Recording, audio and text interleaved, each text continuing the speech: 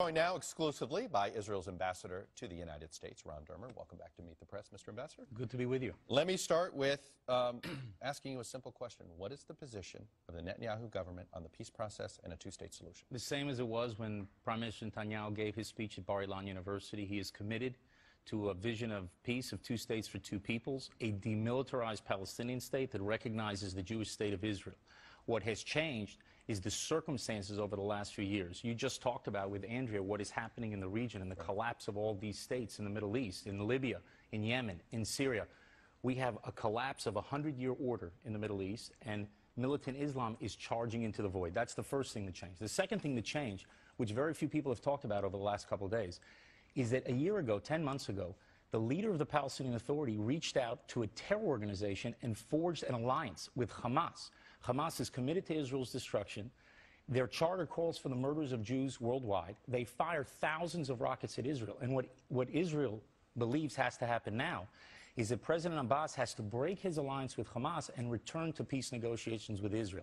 If that happens and we can solve the problem of Israel's legitimate security needs, then we can get back to the peace table. So you'll deal with Abbas. The Netanyahu government will deal with Abbas, even if he's not speaking for the entire Palestinian people, because that had been one of the critiques before, that, well, he only really runs the West Bank, Hamas runs Gaza, you can't negotiate this just with one That part. was not the Prime Minister's critique. The Prime Minister has been negotiating with President Abbas. Okay. He was willing to do it until a year ago when Abbas made this deal. Why did the peace process collapse? Because President Abbas joined up with Hamas. You can't join up with a terror organization. Our concern, Chuck, is that a Palestinian state today would be a Palestinian terror state. So the Prime Minister is not against a demilitarized Palestinian state. He's not against, and he hasn't retracted in any way his vision that he laid out at Bar-Ilan University 6 years ago in 2009. What he's against is establishing a terror state on the West Bank, which would create not another Gaza, but 20 Gaza. So the president is wrong when he says he takes the prime minister at his word at what he said before the election. He didn't say what the president and others seem to suggest that he's saying, and he was very clear about it in his interview with Andrea Mitchell. He didn't change his position. He didn't run around giving interviews saying he's now against the Palestinian state. He said, I'm the Prime Minister of Israel. I'm responsible for the security of the country. Right now, if we establish a Palestinian state on the West Bank, on Judea and Samaria, we are going to see another armed terror base used to launch attacks against Israel. Remember, Israel left Lebanon in 2000. We didn't get peace. We got an Iranian terror base on our northern border. Israel left Gaza in 2005. We uprooted all the settlements there. We didn't get peace. We got an Iranian terror base on our southern border. Now, Iran's leaders are saying in the last few weeks that they are going to arm Palestinians in the West Bank to launch terror attacks against Israel. That the Prime Minister is not willing to agree to. If the United States doesn't stand in the way of the United Nations imposing a framework of what a two-state solution would look like, what does that do to the relationship between the United States and Israel? Well, we hope that won't happen. We know that the United States has stood for decades against all these anti-Israel resolutions at the United Nations, and we hope that policy continues. And do you believe an imposed framework of a two-state solution is an anti-Israel resolution?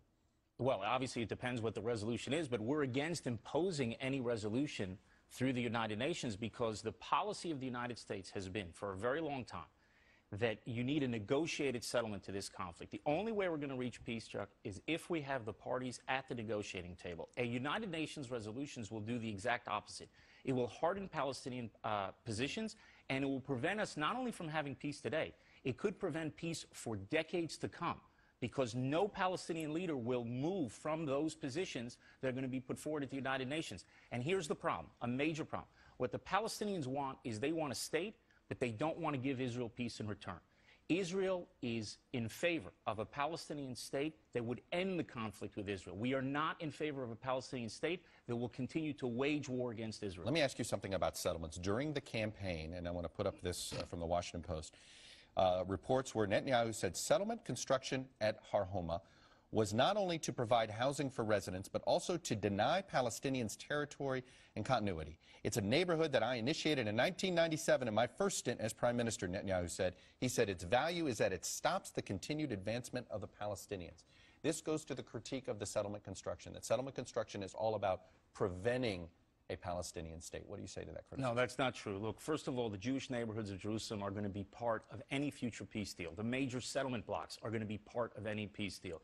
And the settlement construction that goes on, about 90% of it is in those areas. And it's within the consensus not only inside of Israel, but So everyone. you deny that settlement construction is about a strategic... That's not the obstacle to peace, Chuck. This conflict has been going on for 50 years. 50 years before there was a single settlement on the West Bank. The reason why we have not resolved our conflict with the Palestinians is they refuse to recognize the right of a Jewish state to exist, period. And they don't take Israel's security concerns seriously. And in a region where states are collapsing, where you have ISIS and Iran-backed militant Islamists all over the region. ISIS is not thousands of miles away from Israel. Right. It's 18 miles away from Israel's northern border. Israel's security concerns have to be addressed seriously, and the only place that that's going to be addressed is not in the United Nations, it's in negotiations with Israel. Two final questions. One, what is a bad deal with Iran? Give me, I mean, we know you're not going to get what you truly want, zero centrifuges and all this. What is a bad deal? A bad deal has a short breakout time. Right now they're talking about a year breakout time. That leaves Iran with a vast nuclear infrastructure in place. That breakout time has to be much longer. And a very bad deal is a deal that would automatically remove restrictions on Iran's nuclear program after only about a decade. That would be a terrible deal because it would create a situation where you'd have a deal that wouldn't block Iran's path to the bomb. It would pave it. They wouldn't have to sneak into the nuclear club.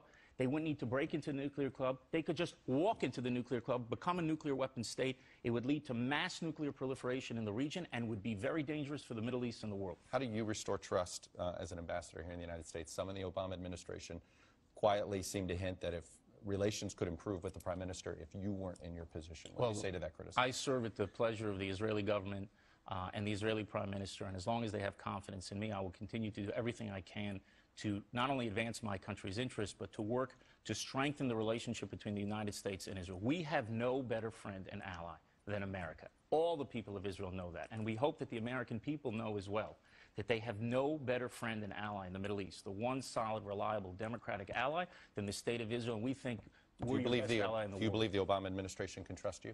Yes. Ambassador Dermer, thanks for coming on Meet the Press. Thank you.